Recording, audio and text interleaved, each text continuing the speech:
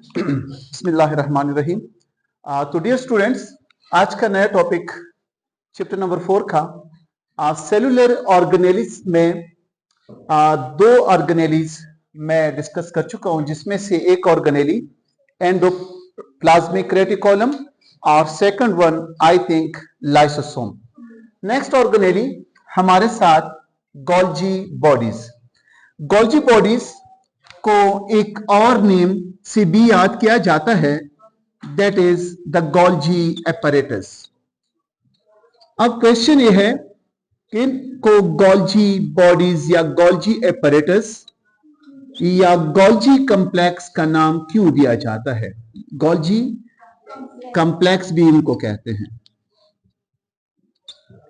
अच्छा, तो students note कर लें, गोल्जी बॉडीज ये वो बॉडीज हैं सेल के अंदर, सब सेलुलर बॉडीज हैं जो एक फंक्शन के लिए स्पेसिफाई है। तो discovered by Italian scientist, discovered by Italian scientist, Italy का एक साइंटिस्ट है, इटालियन साइंटिस्ट, और उस इटालियन साइंटिस्ट का नाम है नेम्ड, पूरा अगर नाम देखे तो नाम है उसका कैमिलो गोल्जी। तो कैमिलो गोल्जी ने सेल के अंदर कुछ बॉडीज दरियाफ्त किए और अपने नाम के ऊपर उनका नाम रखा, और उस इटालियन साइंटिस्ट का नाम था कैमिलो गोल्जी। तो बॉडीज का नाम रखा गया गोल्जी बॉडीज या गोल्जी एपरेटस। डेट 1898 में गोल्जी बॉडीज को, कुछ बुक्स में आपको यह मिलेगा कि गोल्जी बॉडीज ये फर्स्ट बॉडी है सेलुलर ऑर्गेनेली के हवाले से जो क्या है शाबस, जो पहले सबसे पहले डिस्कवर हुई। तो सबसे पहले डिस्कवर होने वाली बॉडी गोल्जी बॉडीज है। इन बॉडीज को देखने के लिए और इनको स्टडी करने के लिए डिफरेंट टेक्निक्स यूज की जाती हैं बायोलॉजी के, जिसमें एक का नाम माइक्रोस्कोपी, एक का नाम स्टेनिंग, क्रोमेटोग्राफी, माइक्रोमेट्री, ऐसे कुछ टेक्निक्स हैं। तो ये स्टेनिंग की तरीके से मीन डाइस जब सेल के ऊपर अप्लाई की गए तो इनका एक स्पेसिफिक स्ट्रक्चर नजर आया, और गोल्जी ने जब देखा अब अंडर माइक्रोस्कोप तो नाम रखा इनका गोल्जी बॉडीज का। अच्छा, अब क्वेश्चन यह है कि गोल्जी बॉडीज किस शक्ल में होते हैं सेल के अंदर। अगर हम एक सेल की डायग्राम ड्रॉ करना चाहें तो दिस इज द न्यूक्लियस और this is the cell membrane. यहां पे हमें मिलेंगे Golgi bodies are in the form of, Golgi bodies are in the form of, यानी कि शक्ल में होते हैं। कैसे शक्ल में? In the form of stacks, stacks से मुराद अंबार, आप फ्लैटेंड, चौड़े चौड़े, फ्लैटेंड, फ्लूइड फील्ड, जिसके अंदर कुछ फ्लूइड होता है, फ्लूइड फील्ड व्हाट सेक्स, यानी सेल के साइटोप्लाज्म की रीजन के अंदर, इसलिए मैंने लिखा है नाम सेलुलर बॉडीज। तो इस साइटोप्लाज्म की रीजन के अंदर हमें कुछ चौड़े चौड़े फ्लूइड से भरे हुए ऐसे तैले नजर आएंगे, जिनका आपस में अंबार बना होगा। ऐसे तैलियों को नाम दिया जाता है गोल्जी बॉडीज का। इन गोल्जी बॉडीज के अंदर कुछ फ्लूइड होता है। क्या होता है शाबाश? फ्लूइड होता है। और इस गोल्जी बॉडी में अगर हम इस एक यूनिट को देखें तो इस यूनिट को नाम दिया जाता है, तो इसका नाम है डिक्टियोसोम रखा जाता है। अब इस डिक्टियोसोम के दो सरफेसेस होते हैं, एक टुवर्ड द न्यूक्लियर मेम्ब्रेन और एक टुवर्ड द सेल मेम्ब्रेन। इस हिस्से को नाम दिया जाता है ट्रांस का और इस हिस्से को नाम दिया जाता है सिस का। यानी एक डिक्टियोसोम को अगर हम देखें, एक तैलीनुमा स्ट्रक्चर जो है, इनके दो सरफेसेस, ये जो नीचे वाला जो सेल मेम्ब्रेन की टुवर्ड्स होता है ये ट्रांस, और ऊपर वाला जो न्यूक्लियस की तरफ होता है उसका नाम सेस रखा जाता है। अब क्वेश्चन ये है कि गोल्जी बॉडीज करती क्या हैं।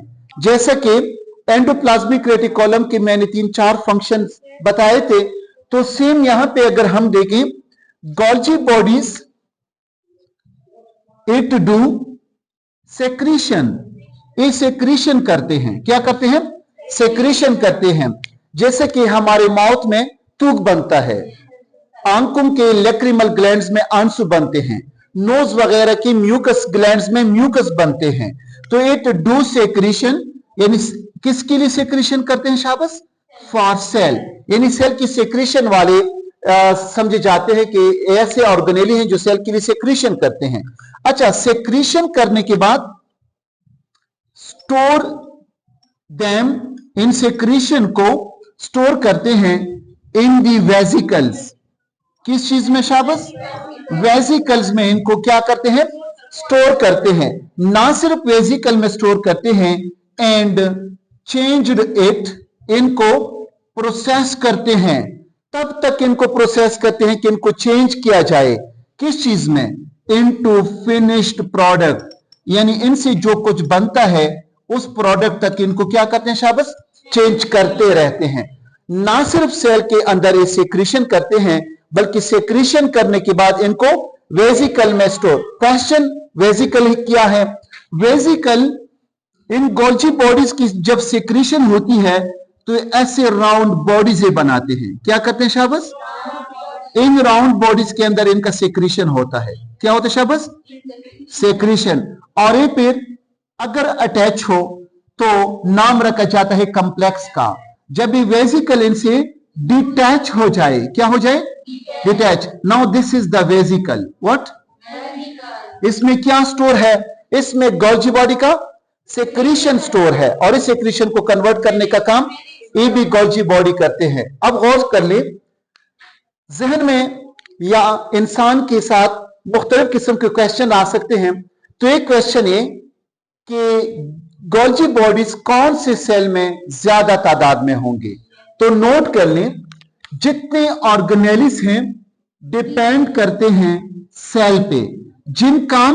जिस सेल का काम सेक्रीशन हो तो उनमें गोल्जी बॉडीज काफी ज्यादा होंगे। खबर नहीं पूछ यानी जब क्वेश्चन की गोल्जी बॉडीज डीरवी एकम सेल सेक्रीशन कॉरवी लका मैदाद है ए मैदे सेल कॉर दे सागा पेप्सिन हुई पैदा की नदी वजह ने अगर गोल्जी बॉडीज डीरवी ठीक शो एदी मुकाबले के कुम सेल सागा एनर्जी डीरा लड़ी अगर पकड़ दे माइटोकॉन्ड्रिया डीरवी दादा से खबर है खबर नहीं पूछ हुई। अच्छा, दोबारा से देखें, गोल्जी बॉडी के एक यूनिट को डिक्टिसोम और इसके दो सरफेसेस, एक सरफेस का नाम ट्रांस और एक का नाम सेस। और गोल्जी बॉडीज करते हैं सेक्रीशन, और इन सेक्रीशन को स्टोर करते हैं वेजिकल्स में। राउंड स्ट्रक्चर्स को वेजिकल का नाम दिया जाता है, और चेंज करते हैं इनको फिनिश्ड प्रोडक्ट में। अब यहां पे देखिए, इन वेजिकल का क्या करते हैं। ये वेजिकल जो इनकी जूसेस हैं, सेक्रीशन है, इनको लेके सेल के अंदर रहते हैं या सेल मेम्ब्रेन के साथ अटैच होके अपने सेक्रीशन को बाहर की तरफ क्या करेंगे? रिलीज करते हैं। यानी सिंपल वी कैन से कि जो गोल्जी बॉडीज में वेजिकल्स बनी, वेजिकल्स आप लोगों को इल्म होगा कि वेजिकल कंटेनिंग व्हाट? सेक्रीशंस। किसका सेक्रीशन? जो गोल्जी बॉडीज ने की हैं, इट कंटेन सेक्रीशंस। अच्छा, अब क्या होंगे? लाई इन साइटोप्लाज्म, इस साइटोप्लाज्म में रहते हैं या यहां पे पड़े रहते हैं। और क्या करते हैं?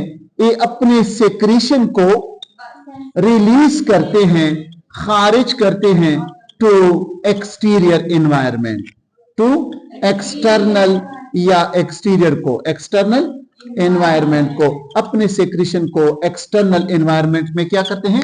रिलीज कर जाते हैं। जैसे कि आप लोगों को नॉलेज में होगा, सपोज अगर हम सिलेवरी ग्लैंड्स को देखें, किसको देखें? सिलेवरी ग्लैंड्स को देखें, तो सिलेवरी ग्लैंड सेक्रीट करती है सेलाइवा, मीन तूक को सेक्रीट करती है। तूक में काफी ज्यादा मिकदार में तकरीबन 99% इसमें वाटर होता है।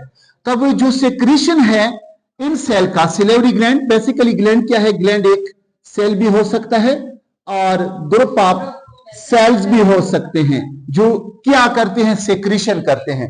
तो सिलेवरी ग्लैंड सेक्रीशन करते हैं, सिलाइवा को पैदा करते हैं। तो कैसे पैदा करेंगे, सेल तो बाहर नहीं निकलाएगी, सेल की जो सेक्रीशन होंगी वेजिकल इनको क्या करेंगे, सेक्रीशन रिलीज टू एक्सटर्नल। अब हमारी माउथ इन ग्लैंड्स की एक्सटर्नल एनवायरनमेंट है। सेम इज द केस आप लोग अपने स्टमक में भी देख सकते हैं और अपने आंत के लैक्रिमल ग्लैंड में भी देख सकते हैं कि आंसू जो यानी बनते हैं, बनने के लिए क्या है शाबस, गोल्जी बॉडीज सेक्रीट करते हैं वेजिकल। जब बाहर निकल आते हैं हम कहते हैं कि सेक्रीशन सेल के अंदर नहीं रहा बल्कि रिलीज हुआ एक्सटर्नल एनवायरनमेंट में। तो this was about the Golgi bodies. और जो सेल सेक्रीशन करेंगे उनमें वही ऑर्गेनेली सबसे ज्यादा होंगे।